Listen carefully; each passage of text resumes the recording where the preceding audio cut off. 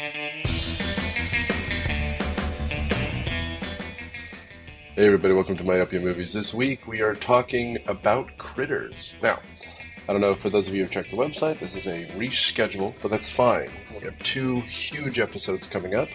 Our 400th is next, and it's one of the biggest flops in movie history, followed very closely by one of the worst movies ever made, widely considered one of the worst movies ever made. So we are covering Critters, which is kind of a fun little romp for $3.99, so that 400 and 401 can be a total blowout.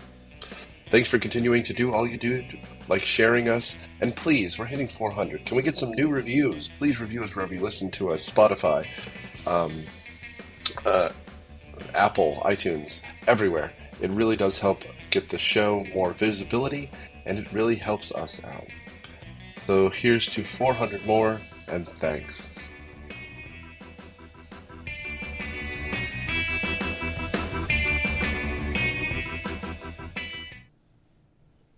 Welcome to Myopia Movies. This week we're talking Critters, the first of 8 movies, all of which definitely saw Gremlins. I'm your host, Nick Hoffman, and on panel we have... And I'm Charlie Rose. And because we have re-entered the 1980s, Mr. Rose has returned for us. I'm a sucker for the 80s. I mean, I tell you what, you don't get much more 80s than this, do you, buddy? This just screamed 80s. I mean, from, what, Billy Zane to... With hair still. With...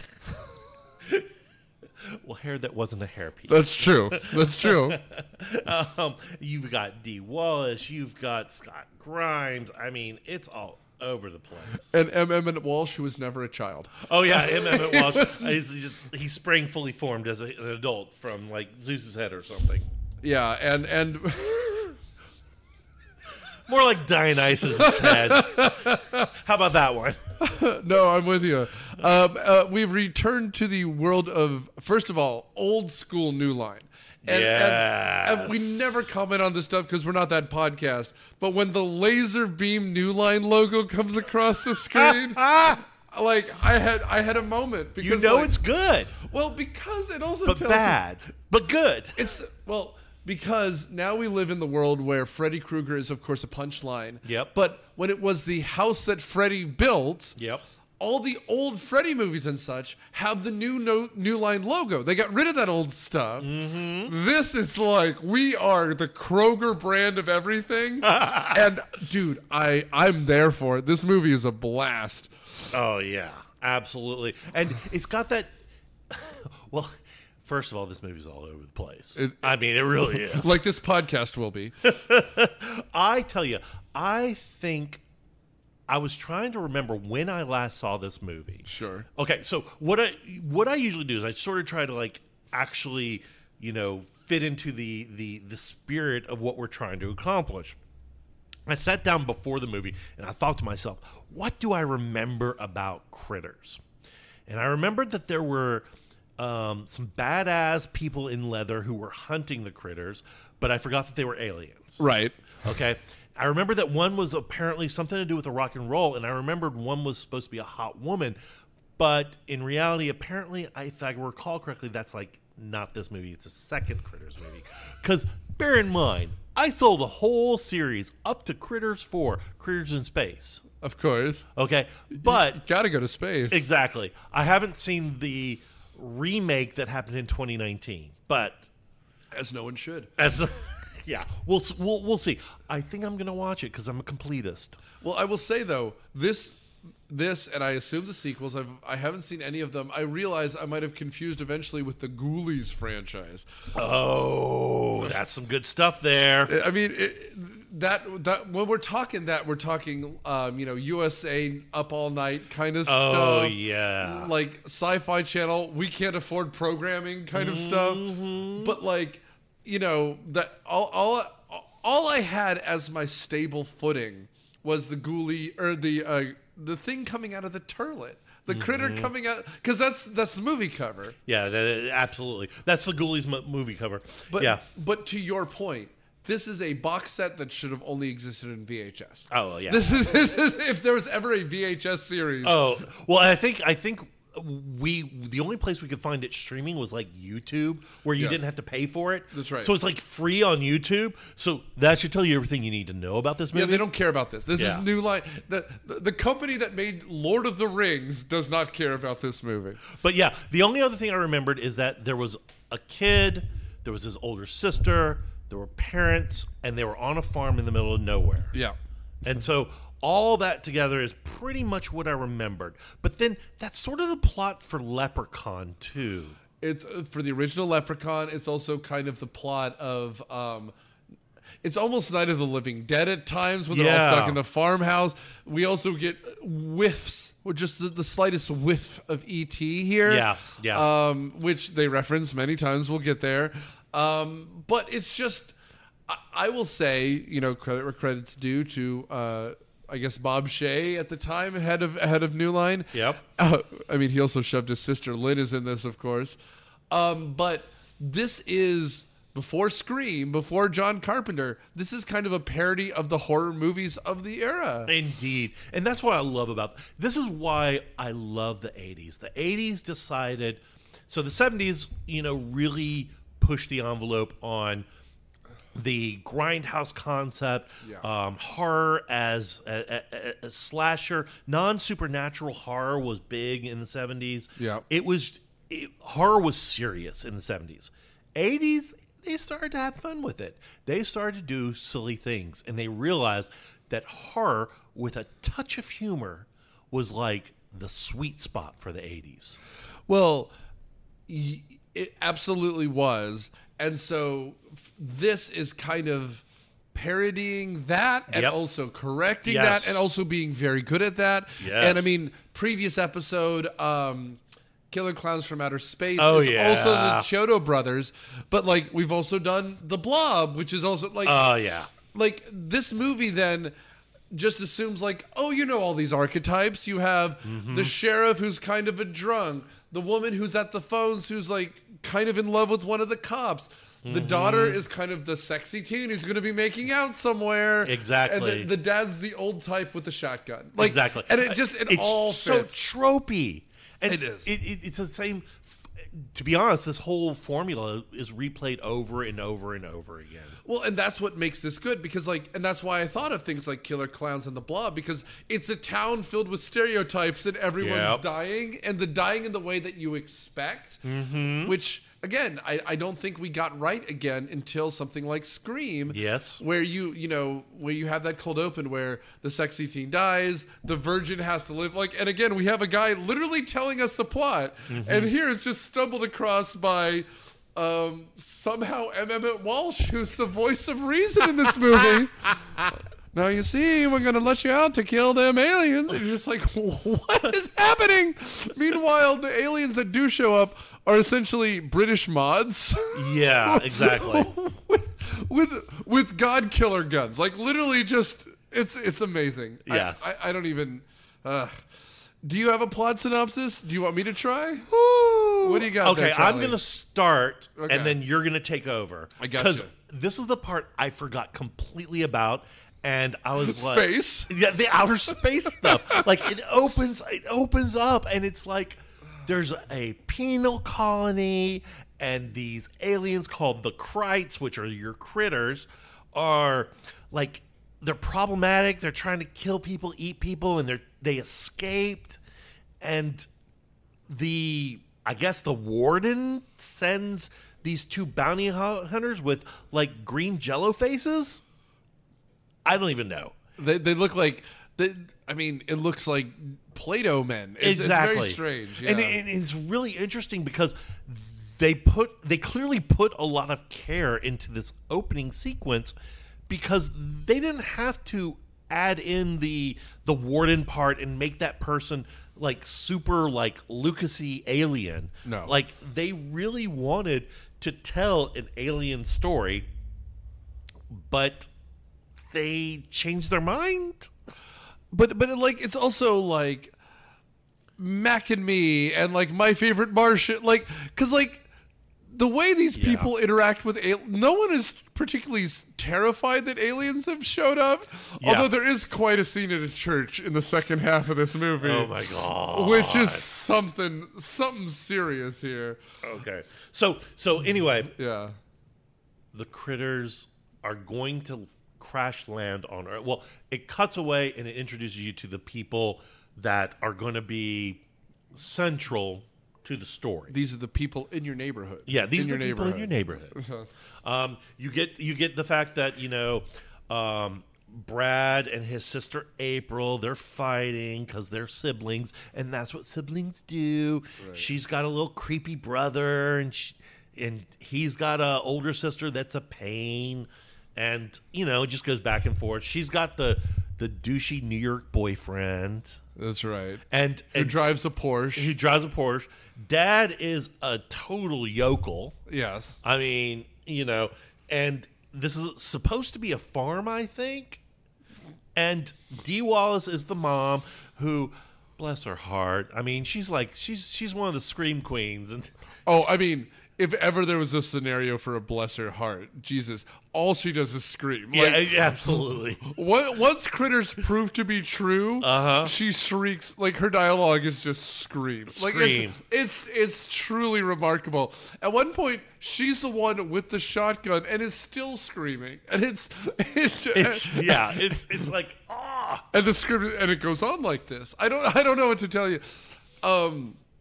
The last and apparently crucial character, which I never saw coming, was Charlie. And we should talk about Charlie. We could talk about him for the rest of the podcast.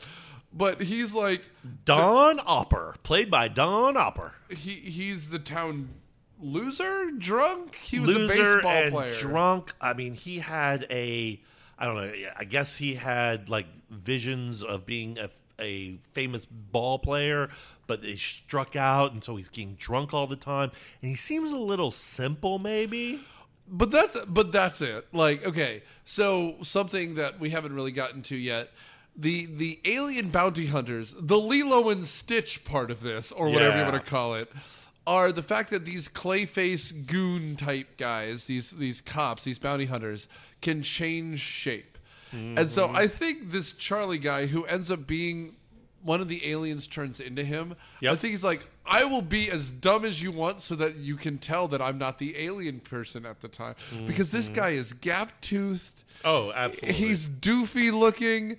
And you're right, because his story is kind of the Al Bundy, like he could have gotten the game-winning touchdown, but that's the only story he tells. And now he's like, because I think we're introduced to him in the drunk tank. Yes. And instead he's like hanging out with this kid all day and like slingshots his sister in the ass. I know, right? Like, well, and it's right next to the New Yorker dude's fancy car, and so you're thinking, oh, it's going to hit the car. Yes. But no, it hits his sister in the butt. I do want to pause for a second because I gotta harp on this Charlie McFadden character played by Don Opper. If you go in IMDb to Don Opper's page, you know how it'll do like this known for, sure, and it lists like 3 or 4 movies, and then it'll show the full filmography. Yeah. The known for is literally Critters, Critters 2, Critters 3, Critters 4. Complete. And then it rolls into all his other acting credits. That's funny. And also, this doesn't matter at all, but I put this in my notes. It's 1986, so they're not shooting at a Coke can. It's a new Coke can. Oh, yeah. Everything is being placed exactly in 1984. Oh, yeah. Or 1986, rather. There's product placement, definitely. Can you imagine, though, being the head of Coke marketing and they're like, New Line Cinema, of course we will. Yeah. And, it's like, Critters sounds like a great movie to me. This will be the thing that makes the difference with our new Coke marketing campaign. This is just fantastic. We also should mention that this kid should be locked up because his hobby is making homemade fireworks. Yeah, absolutely. That was the other thing, and it's just like, okay, homemade fireworks. That's going to be scary / come in useful later. Well, I mean, and again, like, when you buy a ticket for the movie Critters and the fucking critter is on the poster, you know what this is going to be? Oh, yeah. So it's incredibly hand-handed. But again, this isn't a kid who likes to go across state lines to Connecticut and buy fireworks. He's just going to make his own. And like, he's going to take some of Dad's like gunpowder and let's just do this. And we see, like, again, like Gremlins, he has this like room with a desk and yada yada. And on his desk is just a bin of gunpowder. Exactly. And a spoon and like a tubing to make another. And you're just like, oh, this kid is going to be. Exactly. And it's so funny because he puts these in his pocket so he can go out and play, quote unquote play. But it's like they aren't subtle because they zoom in on him putting the firecrackers and the lighter in his pocket. Sort of like, Chekhov's firecracker. I mean, this kid grew up to be the Unabomber. I don't know what to tell you. Like, it's so like, well, we have something because he has bombs and then he has bombs tied together. Because again, I have to emphasize, these aren't colorful fireworks. Yeah. They just are small explosives. Well, and as someone who spent a good portion of my adolescence and pre-adolescence in the middle of nowhere, more or less on the side of a mountain, sure, with no one really around, blowing things up, that was a great way to pass time. Oh, it is a pastime for him. And we don't understand much about this world, really, because we're introduced to exactly 10 people in the entire city. Yep. Like, again, town, I think is a better way of putting it. And even like the Blob or whatever, there was a diner we saw people. Not here, but like the kid's room is decorated with old New Line posters and literally like brocade. Like we're having a fun run and there's little flags hanging from his ceiling and bombs. Like, like one thing, like the kid found the anarchist cookbook or something. Like, I don't know what to tell you. This is really, and then like you said, his sister, the sexy teen of the movie, invites her boyfriend over for dinner, and the dad's like, and mom's like, but afterwards they go off for a drive, which means they're just going to go make out in the barn. The brother's watching this and loading his pockets with explosives. Exactly. You know he's going to be up to shenanigans with that, If the Gremlins don't show up, the Critters don't show up, if the Ghoulies don't show up, this is a very different movie, because otherwise he's just pranking his sister and the boyfriend by putting a bomb in the tailpipe, and then he's hiding an arson case. Like, and then Emmett Walsh is hunting the kid for sport. Like, we're this close to a different movie. Absolutely. Oh my gosh. Absolutely fun. I think it's basically at this point, they introduce you to everyone, and I think the premise is supposed to be the father's supposed to go out to a bowling game or something, and before he can do that, the critters crash land. That's right. And I just want to mention here, this is another reference that we get, because on the back of the bowling shirt is a bowling pin that looks like the Marshmallow Man from the Ghostbusters logo, which, great shirt. I want that shirt yesterday. That's amazing. Yep. Yeah. I mean, it is 1986. And we were talking about this over dinner, but like, whether or not, like, however you feel about copyright law, I like that back in the day you could just reference stuff directly. Oh, yeah. To have a kid's room filled with Star Wars stuff, you just can't do it anymore unless Disney says okay, or Marvel stuff. And so the fact that they're making a reference to, this is New Line, so they'll have an E.T. later, which is Universal. Ghostbusters, I think, might also be Universal. Yep. But the fact that they're poking the big guys, and then everyone was just like, it's fucking Critters. What are you going to do about it? Exactly. It's just, it makes it a better movie for that. So let's just go for it. But yeah, the guy's named Jay Greenbush, or the actor is Jay Greenbush, which is Billy Greenbush. The character's Jay Brown. That's right. And he was also in Jason Goes to Hell. Lovely. And he was in a good movie. I'll give him a good movie. He was in 5 Easy Pieces. Okay. But this, and I'd consider this a good movie. I enjoy this movie. But it's a silly movie. He was also a cop in Hill Street Blues. So there you go. Okay. The man had a career.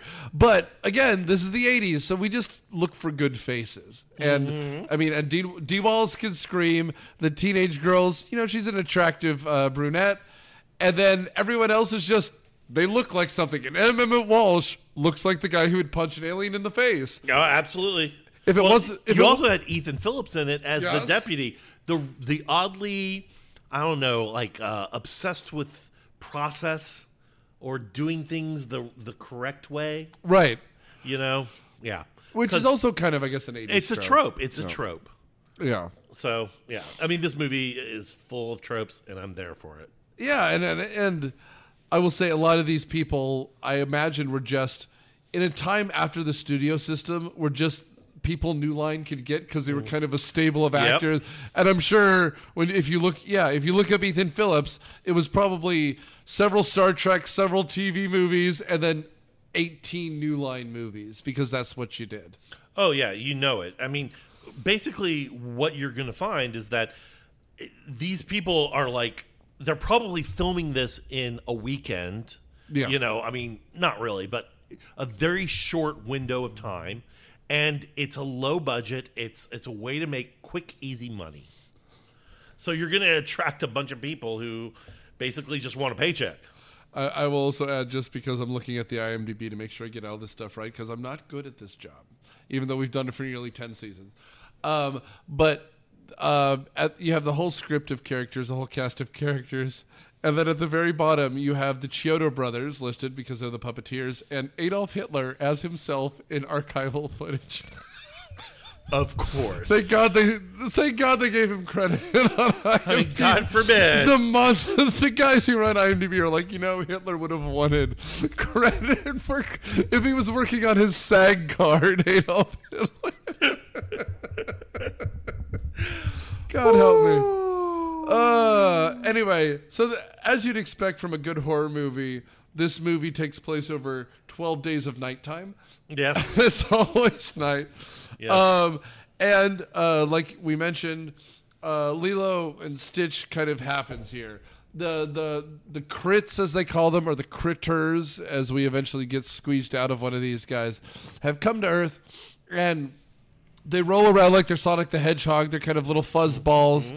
But when they open their mouth, we have these red eyes and 5 rows of jaggedy teeth. Oh, absolutely. And again, and they're constantly going, food. That's right. They're bottomless pits. And Hollywood lore is all nonsense, of course. But I would wager, if you read someone's thesis statement, this is one of a handful of movies that created the PG-13 label. Because it's right on that cusp of being too violent. But, like, for example, during the makeout scene, there's not really nudity. Like, and yes, when the critters bite onto Dad, they stick a chunk of red meat on his shoulder and cover it in ketchup. But, like, all things considered, it's not terribly violent. Although I will say, in a PG-13 movie, you get one word, fuck. Yep. And it's said in subtitles here by one of the critters. That's right. One of the critters actually says it when I think Dee Wallace blows one of them up with a shotgun. And he goes, well, fuck. And you're just like, you're right, nailed it. And it's on screen, so somehow it feels more visceral, which is phenomenal. It's such a top choice. And I love how when you're right, they eventually start saying food, but they're still subtitled. Yeah, exactly.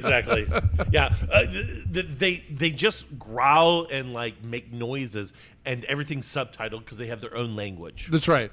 And again, unlike E.T. or something, it's never communicative. They never phone home. Like, all the elements are there, but they're just like, fuck it. It's a New Line Chiodo horror movie. I mean, the concept is they're basically breaking out of jail and basically going on a trip to Vegas. I mean, that's the concept. That's right. And I would be sad if one of them didn't go to Europe eventually. One of them didn't go to college. At least we know they go to space. Yes. Oh, well, I think the third one, they actually go to the big city. Oh, good. So yeah. at least... I think it's in L.A., and it takes place in an apartment complex. Okay. It's sad I know this. Critters 2 is actually a sequel, direct sequel, same characters, same location, etc. Critters 3 is L.A. Apartment building. Critters 4 is outer space. Fair enough. I it's funny. It's almost a shame that it's L.A. because a grody Bronx apartment. Yeah, I mean, it's sort of like it would be so much better if it was New York. I mean, Critters versus Chud. I mean, but the Chud versus Critters. Like, yes.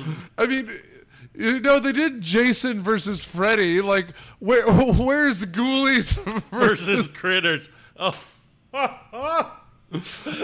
I mean, we're just talking B-movie horror, but who gives a shit? Like, eventually the Critters would have fought the Killer Tomatoes at some point in this world, and it's just, although as we talked about already, practical effects, I'd love it. Like if it was all CGI nonsense on sci-fi like Sharknado, it's immediately unwatchable. And I know we did the first Sharknado here, but there's a reason we haven't gone back. You can't, when you're trying to make a bad movie, you just make something unwatchable. This is a movie that they're having fun. Yep. And that's why I think, I mean, spoilers, we're clearly enjoying it. This is one you put on Halloween after you've made the Skittle Brow or something. Yes. Because this movie is pure fun. If the kids come to the door, you haven't missed anything. And at the same time, if your TV's in the front room and they see it, they're not going to be scandalized. This is just pure fun. This is a lark. Absolutely. And it's funny you brought up like USA Up All Night. I think that was actually how I saw it, because I know, really? I know I saw it in reruns. Of course, I didn't see it first run. I saw it like probably on a weekend. I know I was in 9th or 10th grade because I couldn't drive, but I was also, a little bit older and had access to my own television. Sure. So it was around that time. But here's the fun part. Yeah. I had a Critters poster on my bedroom wall. No shit. Yes. Was it like, I mean, there are so many. Can you remember which one it was? Was it just the eyes glowing? No, it was the, okay, so back in the day, you had all these, these movie places that would rent movies, okay? Right. Well, most of them, like the ones that weren't like Blockbuster, you could go in, and when they were done with the promotional materials, they would give them away. Right. Now, so usually you'd end up with like really crappy ones. Like I think I had Critters, I had My Demon Lover, and what was the other one? Oh, and Chud. I had Chud. No kidding. Yeah. So we need to do that movie now. Of course. Of course. I mean, that first one is really something. Yeah. My Demon Lover, if I'm not mistaken, was about a guy who got a curse put on him, and every time he got horny, he turned into a demon. And I can't remember the main star's name. Cinemax movie? Or? No, it was a movie. It was like a actual movie. And from the makers of Mannequin. The guy who... yeah, probably. The guy who was the main star, I want to say it was the boyfriend of Justine Bateman's character on Family Ties, maybe. That was the guy. It was supposed to be his breakout hit, and of course it went nowhere, Oh, no, it did not. Yeah. But it was, I remember that one because I had that poster. Okay, I have it pulled up right now. His name was Scott Valentine. The actor Scott Valentine, yes, that's it. And he played a character called Kaz? Yes. Yes. Well done. So, I mean, because we're sharing embarrassing stories, I worked in a movie theater my senior year of high school, like you do. And the same idea, like you'd get posters and posters and posters. I was a concessionist for a long time, and I would eventually train the other concessionists. And the only story I have about that was it was a small theater that was part of a chain called Georgia Theater Company. Where we are. And they were trying to grow, so they were doing your standard kind of, special customers. They were doing the spy customers. And there was a member of the company And so they wanted us to scrub the whole fucking place, like even like the stairway up to the to the projection booth. And God help me, I was running the concession stand. They're like, "Hey Hoffman, go clean something." I'm like, "Fine, I'm going to go clean something." And so all these people that they had just hired to make it look like they were actually full staffed for the first time, there's this guy who was behind the concession stand, and a goddamn regional vice president shows up to this trainee who'd only been there a week. Oh, no. And you know how these things are supposed to go. You're supposed to upsell. Yep. And this guy had no time for any of it. And so the guy goes, "I think I'm going to have a medium popcorn and a medium drink." And he's leading the guy on. He's like, "Please upsell me so I don't have to yell at you. Please don't." And he's like, "Well, I'm not sure. Maybe I'll get the raisinets or maybe I'll get a larger size." And the concessionist just goes, "Just order your fucking food." Oh! And I mean, and I was upstairs, I'm sure scrubbing a staircase.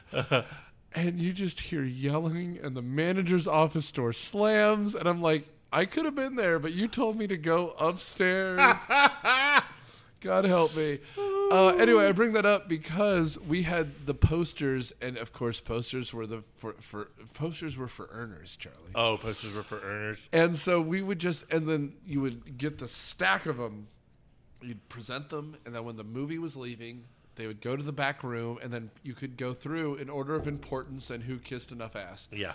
And so I think the only poster I got was Rob Schneider is the hot chick, and I'm almost positive that went directly right in the garbage. Yeah. Because you need a vinyl fucking 4-foot poster of Rob Schneider with cucumber slices over his nipples. Yeah, because that's what every teenage boy wants in his bedroom. Anywhere, even in the basement. Did you want to see that when you're gonna put on watch The Matrix for the 5th time? Absolutely not. No. And that's the reason I had those shitty movies on my wall, because I couldn't get the good posters. I couldn't get the Ghostbusters or the E.T. or the Gremlins. No, I got my Demon Lover. Right. And Critters. Because that dude's creepily selling posters with Reservoir Dogs wasn't around. No. that poster with Jim Belushi with the college sweater on. Okay, that was when I went off to college. And right, of course. Bought into the cliche and spent like $20 for something that ridiculous. Oh yeah, no, I had all those posters that were all beat up, and my wife's like, "No, you're getting rid of those." I'm like, "You're right. No, you're right." Anyways, okay, back to the movie, back to Critters. Around this time, the dad gets bitten by a critter. Yeah. Okay. So yeah, they basically they went out to First, they went out to the field. They saw that a cow had been eaten. Right. And they're like, okay, something weird's going on, so they go back, okay?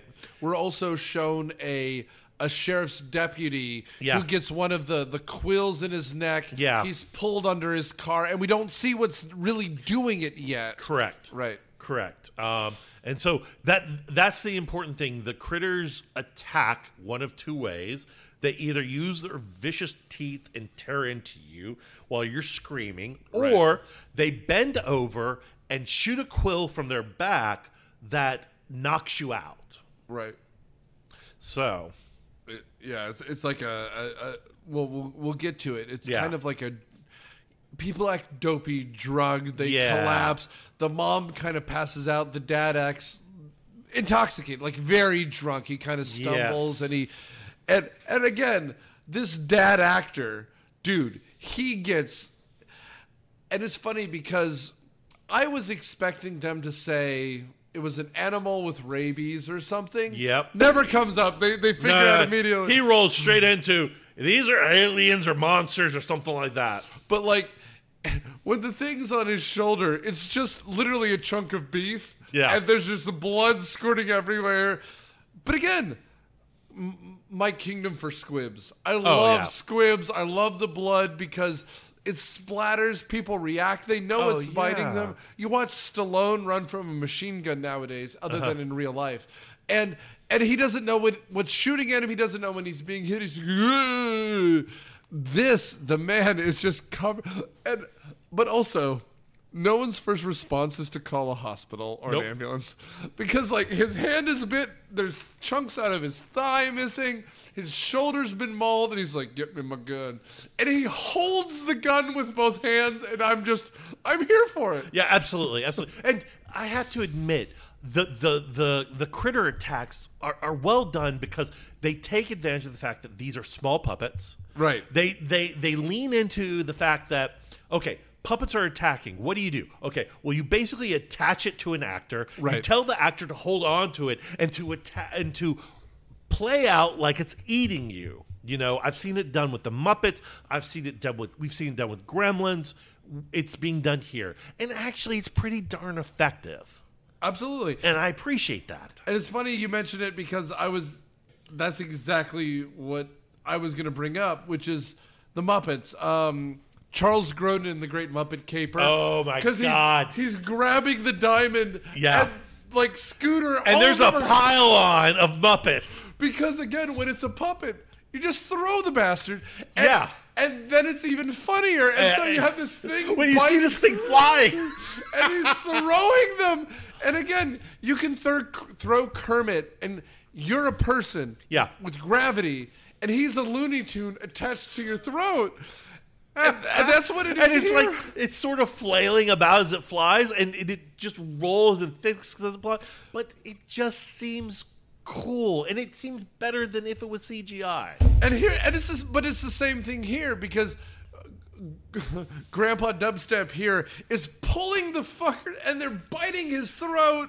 And eventually they get it off of him and they roll away, but he's interacting with a beastie. Yeah. And so it looks more dramatic. It does. And it's great. And it's so much fun because since these things don't turn you into like zombies like we're watching Night of the Living Dead, they can just bite him and he's just like, I feel woozy from all the blood. And it's fine. Yep. And that's what makes it a lot of fun here. Well, I have to admit, one of the things... Okay, let's just take a moment and talk about the creature design. Yeah. A couple of things I absolutely freaking loved was that they just leaned into the fact that these were puppets. And right. Two, they did some clever things, like making them into little balls that move by rolling. That was hilarious. Right. Because they would just basically, like, set the actors up and, like, roll these things at them like they were bowling balls. Right. And... it was hilarious. Well, and again, you know what they did is took a 1980s kickball. Yep. And then they just wrapped it in like faux fur. Faux fur. And it just rolled it at people. And it would just... they didn't have the right mass. They didn't have the right center of gravity. But it was still pretty cool. And something that matters later, they're all different sizes for no reason. And then sometimes they grow. And sometimes they grow, but there's no reason why. Like, it doesn't say, oh, if they eat, they grow. No. It just grows. Well, and again, I assume the poster you had and the one that people have seen is the full-size Gremlin cartoon with his hands down and the claws kind of out. Yeah. None of this is explained. No, not at all. And again, like, also, there's a scene... The sexy teens are about to go downtown. Yep. And someone just starts throwing puppets at them. And that's the movie. That's the movie. No, but okay. So plot-wise, basically, if I'm not mistaken, Brad, the kid, gets back in with his dad. They try to call for help. They realize that the power's out, the phone's out. Yeah. So Dad goes down to the basement to try and fix it. Yep. That's when they first attack, and we see them full on, okay? Yeah. And we also realize here that, again, it's very E.T. or something. Yeah. The switches aren't just thrown. They're literally ripped out of the wall. Yeah. I mean, it's like they've eaten through... They're intelligent. They ate through the wires. Right. They're trapping them. It's great. So now they're making a siege, and then they hear, and they keep cutting back and forth to the daughter in the barn, and they're making out, and you know something's going to happen. Right. And then all of a sudden, this is the best part. Yeah. I loved it. The music stops, or he hears something, and he goes to put his hand on the boom box, because yes, that's what we called it. Of course. We called it a boom box. And it jumped up and bit his hand. Right. And then what happened was a good 5 minutes of like the critters just eating this poor kid alive. It was fantastic. Poor Billy Zane. And again, the sister has nothing to like she can do really, and this is not on her, but like he's just out of the movie. Like yeah, exactly. And she's just screaming and screaming, and of course it cuts to the main house, and they're like, "Oh God, we got to get the girl." And so they send.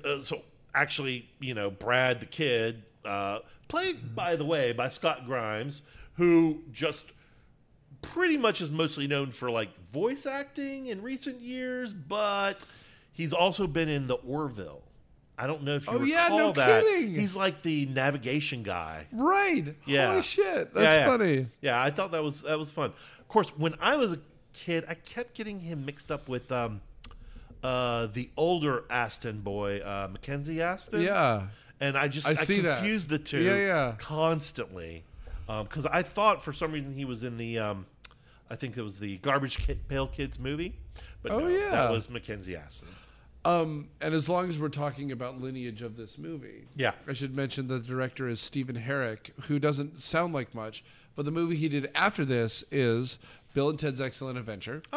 Followed by Don't Tell Mom the Babysitter's Dead. Followed by the first Mighty Ducks movie.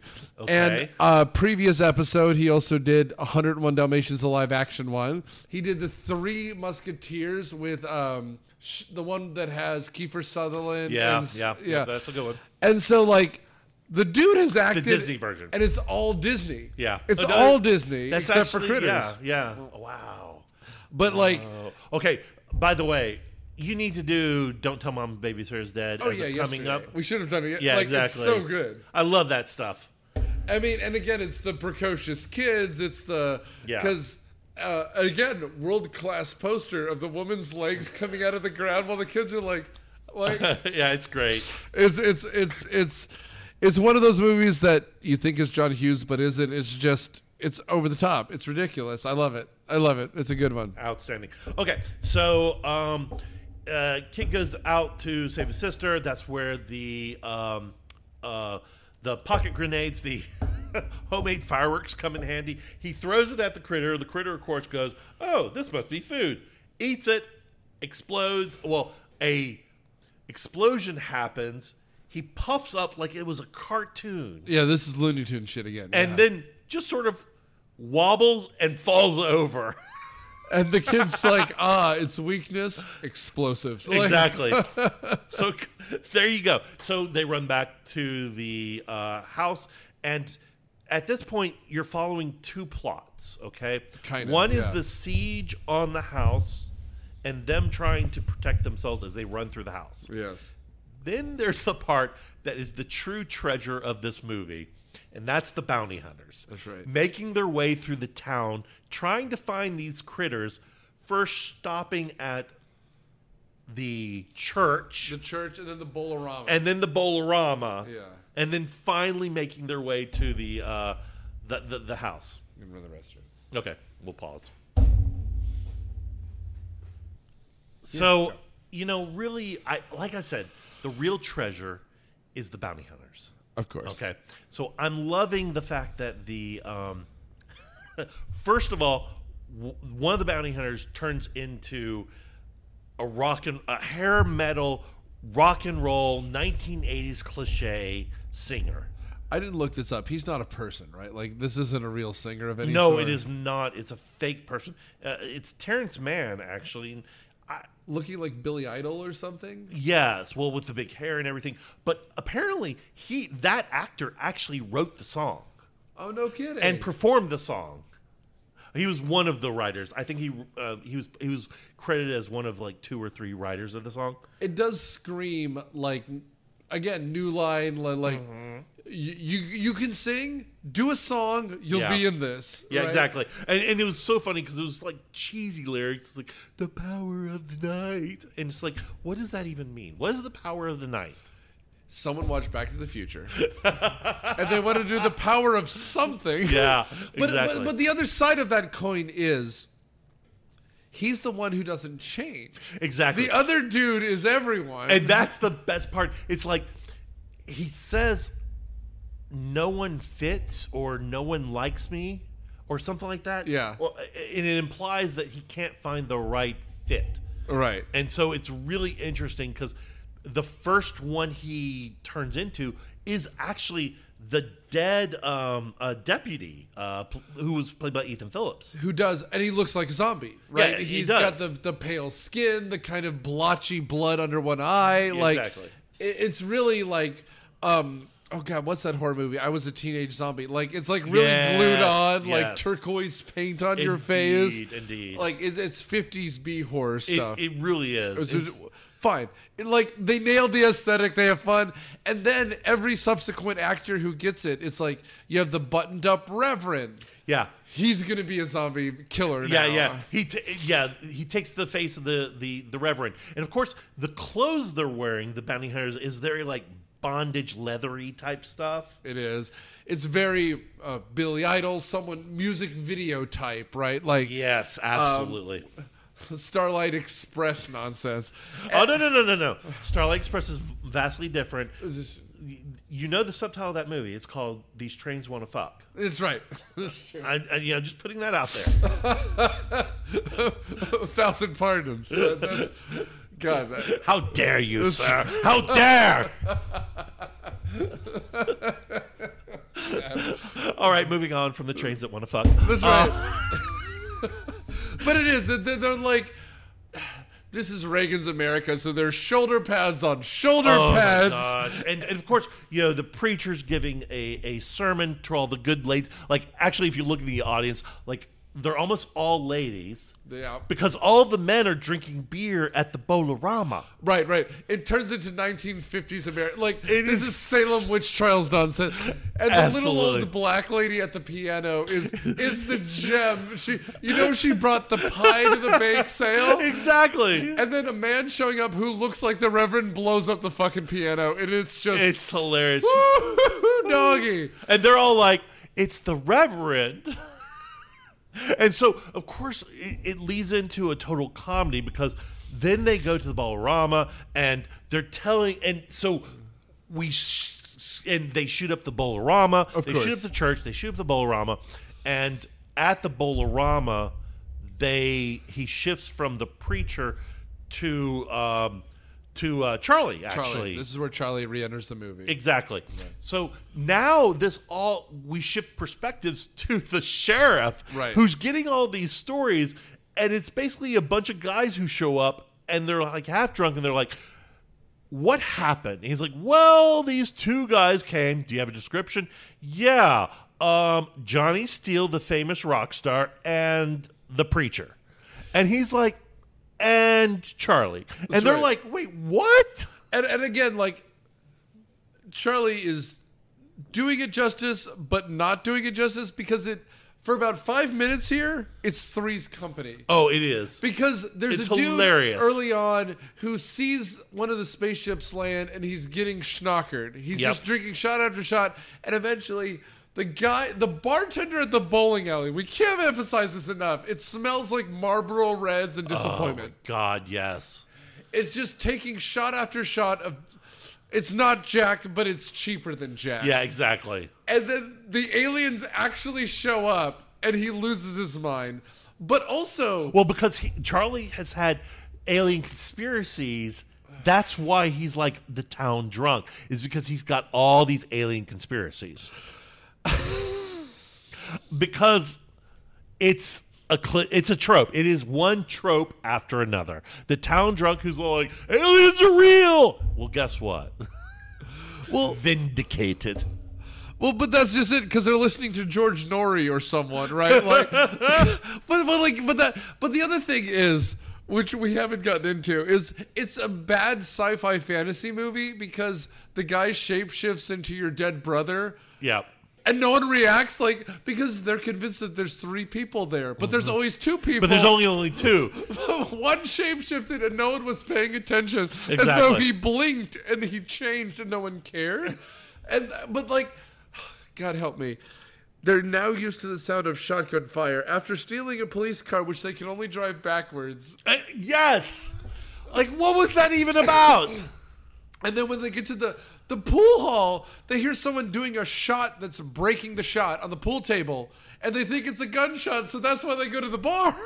Exactly. And of course, the guys at the bar are your typical, like, yokels who want to pick a fight because y'all look weird. You're wearing a leather jacket, so I've got to punch you, just like that Hell's Angel that one time. But also, this movie is so cheap, because, you know, if it was a 20th Century Fox movie, for example, the Day the Earth Stood Still would be on the TV just for a joke. No. We don't have time for that.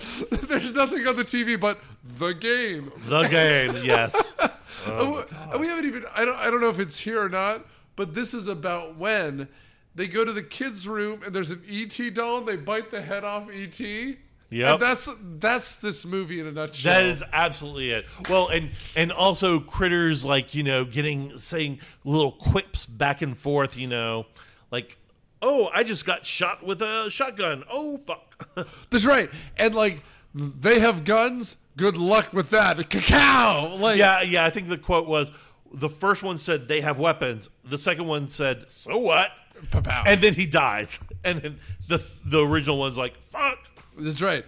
And I will also say, too, this gun stuff is right out of every bad horror movie you've ever seen. And I'm not saying this is a bad horror movie, but that's what it is. Oh, yeah. It's a shotgun that has 2 shells. They fire both shells. And then the mom is just shocked that it can't keep firing. And then she can't be bothered to load it. And she's trying to load it. And she can't figure out how to load it. And again, if you haven't fired a shotgun, you've seen a Looney Tunes cartoon, it's the easiest thing.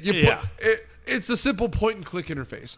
And she just, for the life of her, she can't get it right. And she's screaming the whole time. There was a person on set that had tea and honey for her to just go, I mean, Dee Wallace, she was in some really good horror movies. She was also in some stinkers. But she was in some good ones. I guess it's good. It's typecasting. Put her in a role where she has to scream. And you know what, though? She gets it.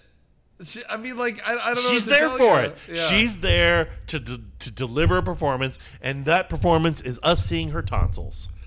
And God, this isn't exactly a home run for feminism, because she is mostly useless, though she does kill him.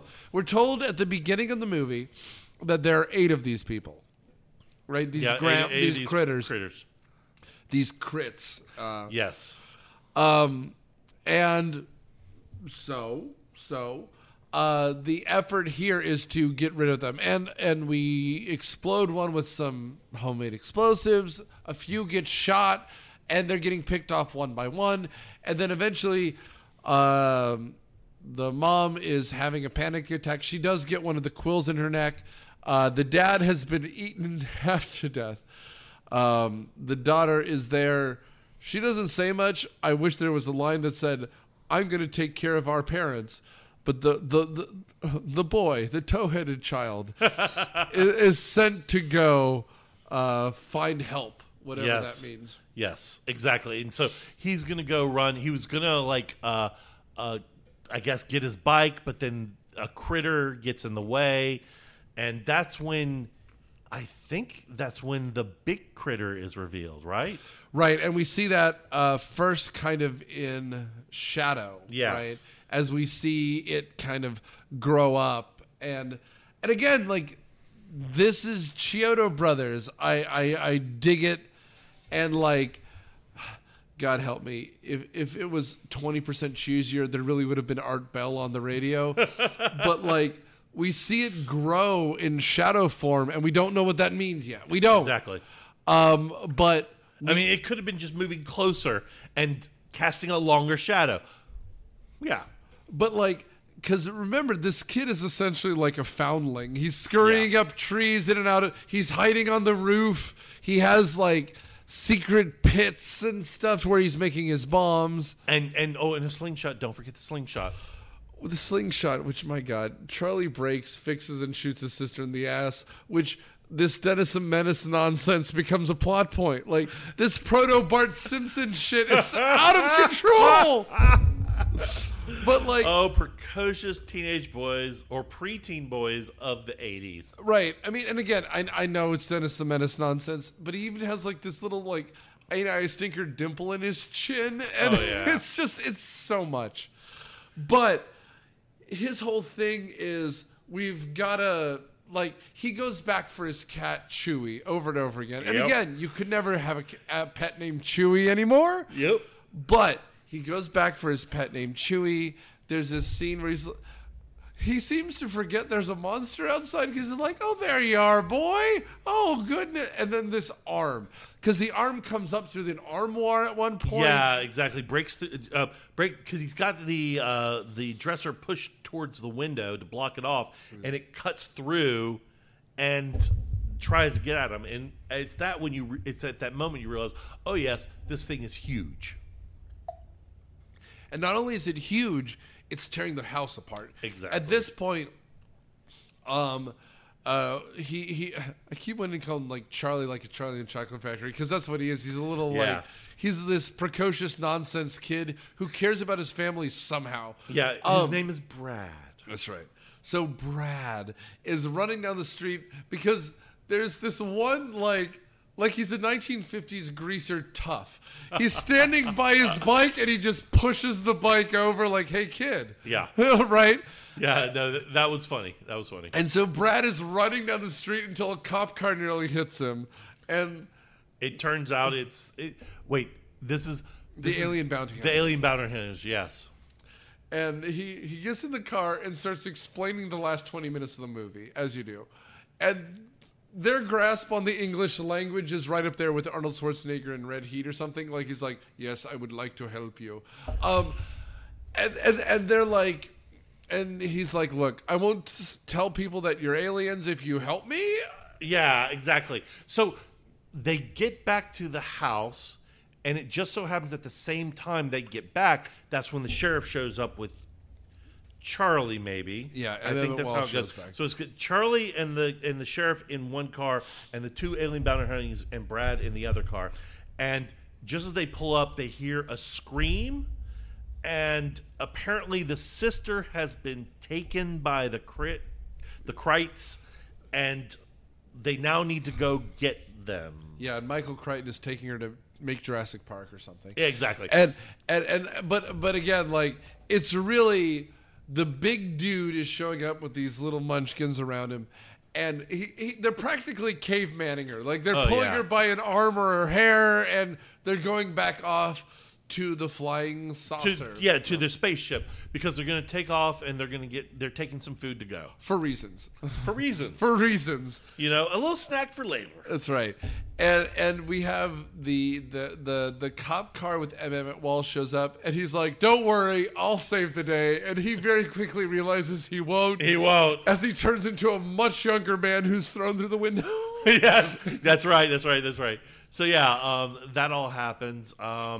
I think they end up trying to kill the rest of the critters, but the critters get into the ship, and I'm losing the exact sequence of events here.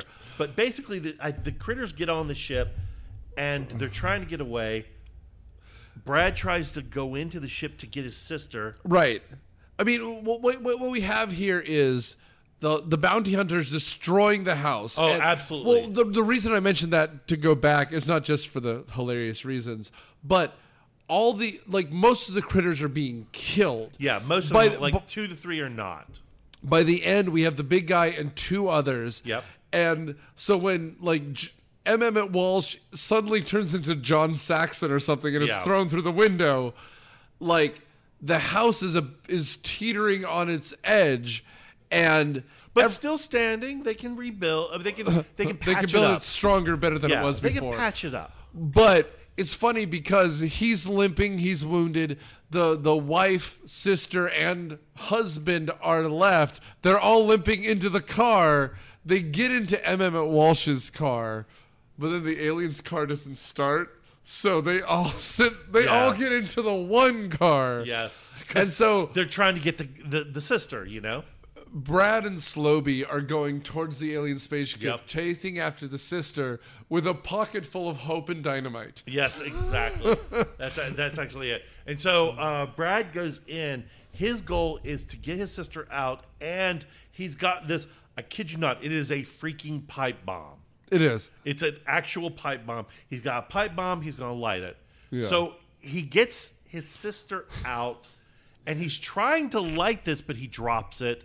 And, there you go. So they're taking off. They're all out. The critters are getting away.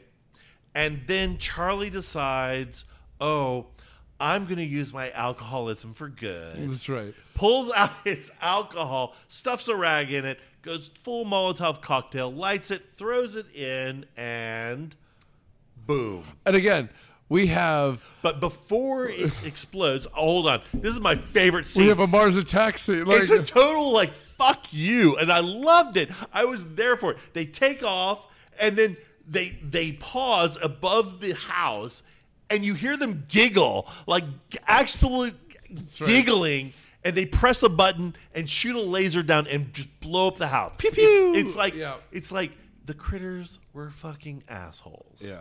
I mean, they giggled. They when were blew just up the jerks. house. No, they're totally just jerks. They're Gremlins in '84. They are. They're just jerks.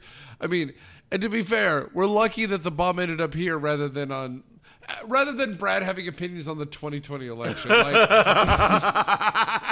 Well, right. Unfortunately, he falls into that category.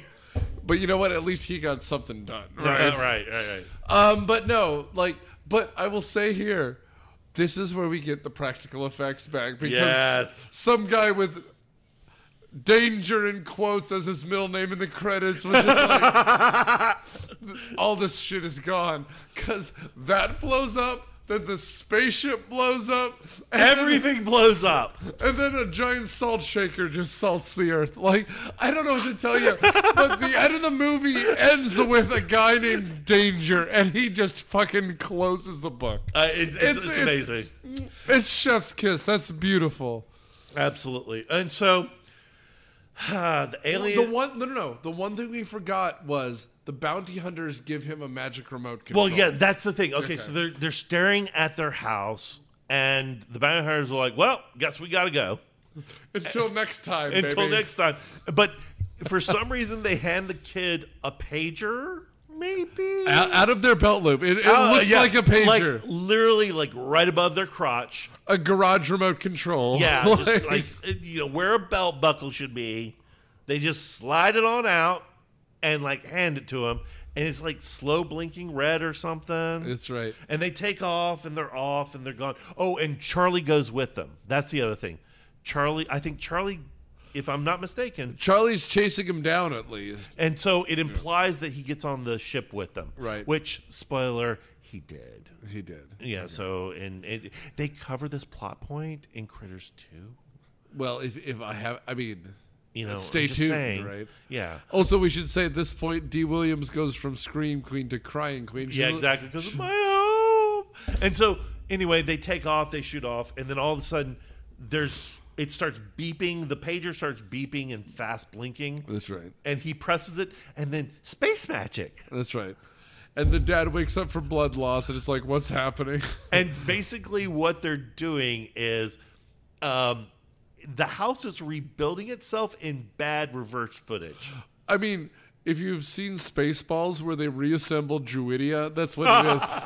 Literally, you can practically see the dental floss pulling things back together. Yeah, it's something, but you know what? It's epic. That's how you end a picture. Indeed. So, their house gets put back together because space magic. Kind bounty hunters granting a kid's wish with space magic. We fixed the economy with space magic. And so he did say when he handed it to him, call us sometime. I don't know. That seemed a little creepy. Thanks, adult man. Exactly. And then, of course, there's a pan to the not the garage, the barn. Yeah. And you see 3 critter eggs. Yeah. And it's like, and roll credits. That's right. And again, as someone who likes the original Nightmare on Elm Street, that's how the ending is, right? Like, and then the car turns into the Freddy colors and drives off. You're just like, Bob Shea was like, there could be a sequel. And I'll tell you what, he was right. And you don't need to see the sequels, but you do. You absolutely do. I agree with you. But watching this, I was just like, there should be a sequel, right? And the fact that you end with like, you're not going to believe this kind of a sequel ending, I'm there like Sherwood. I mean, Critters 2. How can you go throughout your life without watching Critters 2 when all the critters join up into one big ball and start rolling over people, and when they leave, they're skeletons? Have you seen the first 2 Bill and Ted movies? Yes. It's Station. You're describing Station by the guy who directed Excellent Adventure. Oh my God! Right? God help me. I mean, we're wrapping up here, but God, this was fun. This is fun. So here's my take on it. Okay, yeah, please. If you are a fan of schlocky 80s horror, this is a must-watch. I mean, this plus Nightmare on Elm Street 2. I think you should skip Nightmare on Elm Street 1. Why? Because 2's better than 1, and 2 is hella queer. Yeah. But sure is. This movie, Ghoulies, all sorts of great stuff like that. The Stuff, classic 80s horror comedy. Good quality laughs. I will say 2 things. First of all, I think you're getting it wrong. Nightmare on Elm Street 1 is a movie. We're not talking about movies here. We're talking about fun. Yes, that's a good point. But I will say, this is weird, and I apologize for this shift. Problem is 9/11. Yeah. Everything gets too serious. Everything is grim, dark. And I'm fine with dark movies. The Dark Knight is a good Batman movie. I like silliness sometimes. And when you have too much grim, dark, like Human Centipede can never be fun. Yeah. Saw can never be fun. Like the 80s and 90s had horror movies that were silly and over the top. Yes. Like Urban Legend and Final Destination. Those movies are like, ooh, I didn't see that coming. No. Nowadays it's all like hostile and violent. And we're starting to finally get away with that with some of that Blumhouse nonsense. Yep. But this movie is just about, there's some horror elements, but you're going to have a good time. And this is a perfect, if I was, say, in middle school at the time, this is a sleepover movie. Oh, absolutely. Gremlins is for kids, and that's fine. And Gremlins 2 is for kids, and that's fine. But, I would also say if you're that, let's say 10th grade, if you're 14, 13. This is for teenagers. Yeah, this is 13. Or one of those Friday the 13th middle movies where you're just like, hey, there's boobies and it's silly. Mm-hmm. That's what that is. This is a movie that you have fun with horror. Horror doesn't have to always yes, there's The Shining, and yes, there's those scary ones. No. You can be scared and spooked out and have fun, and that's what this is. Absolutely, and I agree completely. Yeah, I don't know what to tell you as far as those other things go, but occasionally my good friend Charlie shows up and we have a good time. Well, you always got me when it's the 80s. Well, we have fun. You're a charming dude. But speaking of the 80s, because we're here and we're talking about next week we're going back to the 1980s for an Academy Award nominated picture for Best Screenplay with Crocodile Dundee. Best Original Screenplay nominee with Crocodile Dundee, followed by another movie which is in the 90s but should have been in the 80s with Michael Keaton in Multiplicity. Oh, love that one. Love it. Where we have the strong one, the regular one, the masculine one, the gay one, and the one who shaves his tongue with a safety razor. I want pizza. A copy of a copy. A copy of a copy of a copy.